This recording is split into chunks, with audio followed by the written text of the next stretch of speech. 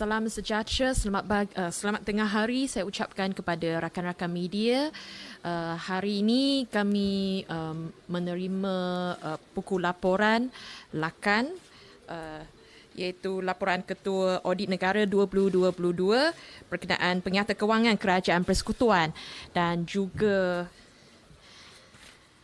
Laporan Ketua Audit Negara tahun 2021, Pengyata Kewangan dan Penauditan Pematuhan Agesi Persekutuan daripada Ketua Audit Negara Datuk Wan Suraya. Jadi tadi PAC pun sudah terima, sudah dengar taklimat dari Ketua Audit Negara. So PAC dimaklumkan bahawa hutang kerajaan persekutuan meningkat tahun 2022 kepada 1.079 trilion ringgit berbanding 979.814 bilion ringgit pada tahun 2021.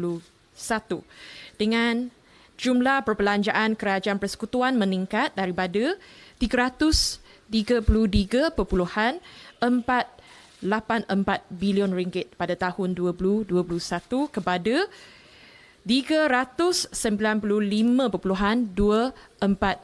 bilion ringgit pada tahun ini. Kewangan kerajaan persekutuan pada tahun 2022 terus berada dalam kedudukan defisit, iaitu berjumlah 99.3482 bilion ringgit dengan nisbah defisit kerajaan persekutuan kepada keluaran dalam negara kasa iaitu KDNK pada 5.6%. Defisit tersebut sebahagian besar ditampung dengan pinjaman dari dalam dan luar negara. Bagaimanapun, defisit tahun 2022 itu menurun berbanding 6.4% pada tahun 2021 dengan jumlah terimaan kerajaan persekutuan pada tahun 2022 meningkat kepada 295.764 bilion ringgit berbanding 234.744 bilion ringgit pada tahun 2021. Perbelanjaan subsidi yang didangkung kerajaan pada tahun 2022 terus meningkat dengan mendadak apabila sejumlah 55.443 bilion ringgit dibelanjakan berbanding 13.134 bilion ringgit pada tahun 2021, peningkatan sebanyak 42.309 bilion ringgit ataupun 322.1%. Antara perbelanjaan subsidi yang tertinggi ialah subsidi barangan produk petroleum yang berjumlah 45.184 bilion ringgit.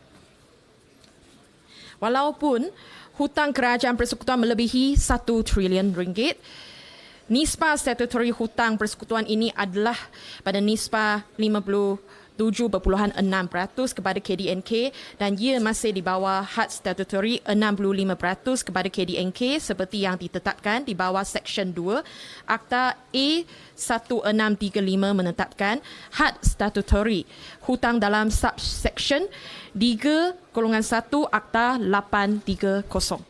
Petronas terus menjadi penyumbang terbesar dividen kepada kerajaan berjumlah 50 bilion ringgit pada tahun 2022 berbanding 25 bilion ringgit pada tahun 2021.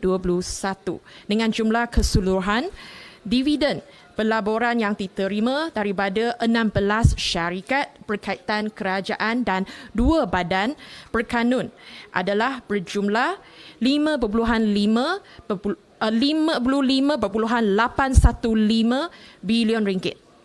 Kerajaan persekutuan juga pada tahun 2022 menyalurkan peruntukan bagi pembayaran balik pinjaman syarikat 1MDB berjumlah 17.064 bilion ringgit berbanding 1.699 bilion ringgit pada tahun 2021. Dua bon 1MDB iaitu 1MDB Energy Limited dan 1MDB Energy Langat telah matang dalam tahun 2022. Dengan prinsipal kedua-dua bond ini berjumlah USD 3.5 bilion atau 15.524 bilion ringgit. Manakala faedah pinjaman 1MDB yang berjumlah 1.541 bilion ringgit juga dilunaskan.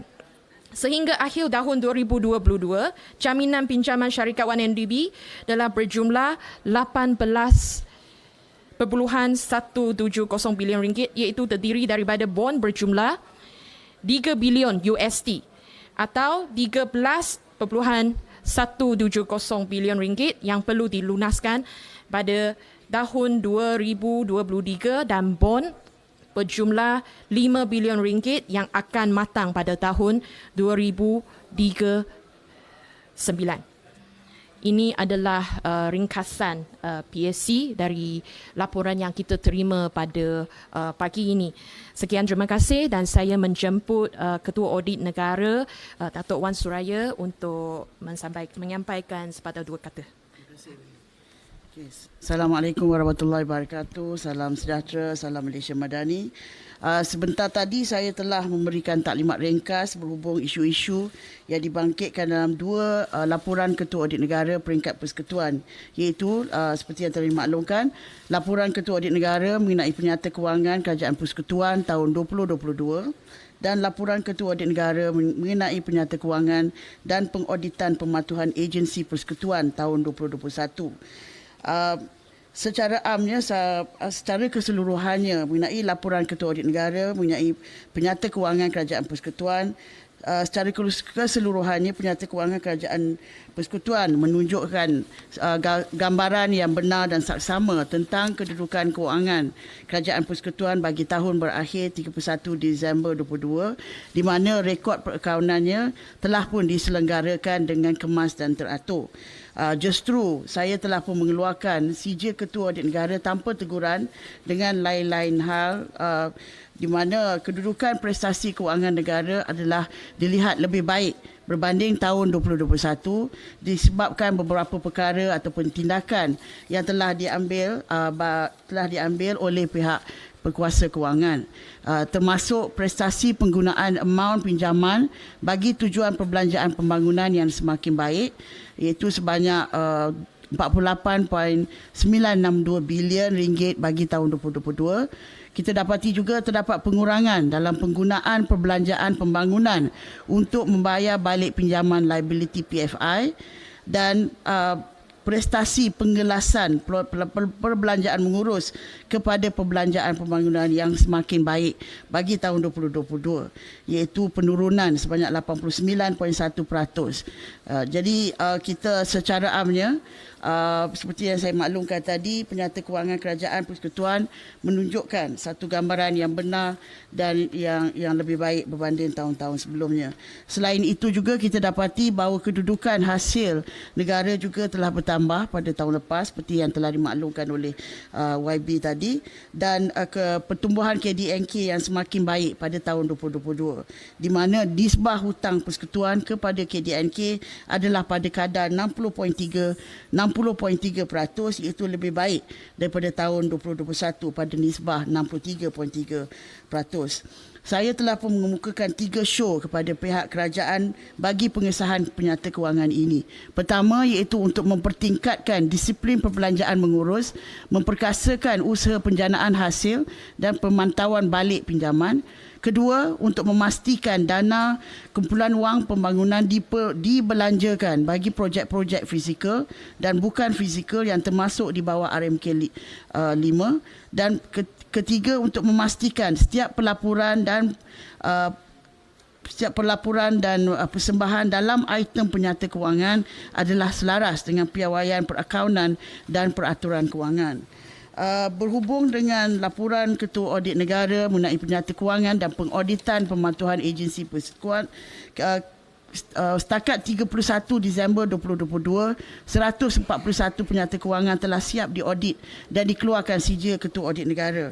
Dan antara isu-isu yang telah dilaporkan adalah seperti yang melibatkan beberapa agensi yang telah pun dimuat naik dalam AG dashboard ataupun papan pemuka Ketua Audit Negara yang boleh dilihat oleh pihak awam. Dan selain daripada dua laporan Ketua Audit Persekutuan tersebut, saya akan membentangkan 13 laporan Ketua Audit mengenai penyata kewangan kerajaan negeri dan kerajaan agensi negeri di peringkat Dewan Undangan Negeri nanti. Saya juga ingin YB untuk mengemukakan dua perkara, iaitu mulai tahun 2023, isu-isu laporan Ketua Audit Negara juga akan dibentangkan secara berkala dalam mesyuarat Jamaah Menteri supaya setiap isu yang dilaporkan dapat diambil tindakan yang lebih berkesan. Selain itu, mulai daripada tahun 2024, status serahan dan jenis sijil penyata kewangan agensi persekutuan dan negeri akan turut dipantau melalui AG dashboard. Jabatan Audit Negara bersama Kementerian Kewangan sebagai pegawai kewangan akan memberi perhatian serius terhadap isu-isu yang dibangkitkan dalam laporan Ketua Audit Negara. Ini adalah wajar supaya isu-isu yang dibangkitkan diambil perhatian serius dan tidak dibiarkan berlarutan tanpa penyelesaian. Dan perkara ini juga akan dibawa kepada peringkat tertinggi supaya isu-isu berbangkit dapat diambil tindakan dengan kadar segera. Sekian, terima kasih. Ada soalan?